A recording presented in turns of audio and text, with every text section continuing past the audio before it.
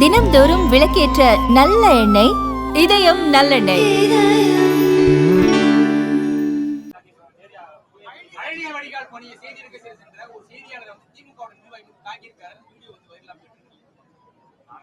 அண்ணா, இது இதே மாதிரி போச்சுன்னா மிக விரைவில் செய்தியாளர்கள் திமுகவை தாக்குவதை மிக விரைவில் நான் பார்க்க போறேன். ஏன்னா அது தொடர்கதையா போயிட்டே இருக்குது. ஒரு செய்தியாளர் கண்ணியம் மிப்பவர், ஒரு அறவழியில் இருக்கிறவங்க, யாருக்கு தொந்தரவு கொடுக்க மாட்டாங்க அப்படிங்கிற ஒரே காரணத்திற்காக இன்னைக்கு செய்தித்துறை நண்பர்களை தமிழ்நாட்டுல ஒரு கட்சி தாக்குதுன்னா அது திமுக தான். எஃப்ஐஆரும் போட மாட்டாங்க, அதான் பஞ்சாயத்து. செய்தியாளர் மேல திரும்ப எஃப்ஐஆர் போட்டுருவாங்க, நீங்களும் ஹாஸ்பிட்டல்ல போய் படுத்துக்கணும்.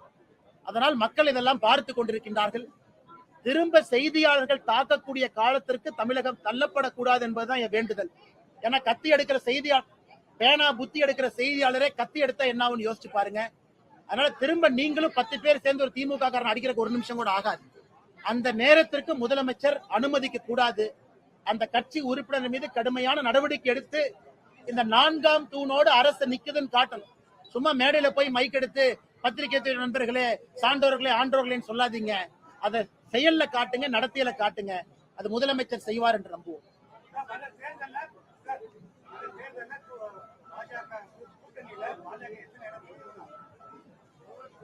அண்ணே பொறுத்திருப்போமாங்கண்ணே, நேரம் வரும்போது பேசுவோம். நான் ஏதாச்சும் பேசி தேவையில்லை, முன்னக்கே பஞ்சாயத்து ஆகி போயிடும். கொஞ்சம் பொறுமையா இருக்கும்.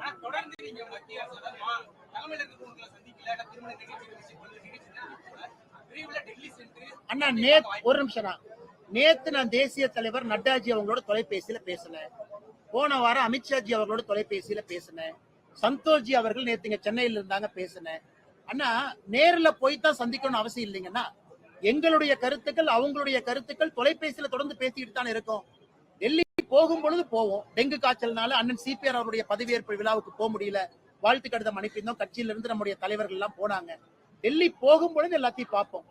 டெல்லி சும்மா டெல்லியிலேயே உட்கார்ந்து இருக்கணும், டெல்லியிலேயே தான் இருக்கணும்னா அப்புறம் தமிழ்நாட்டில் எதுக்கு நம்ம கட்சி நடத்துறோம்?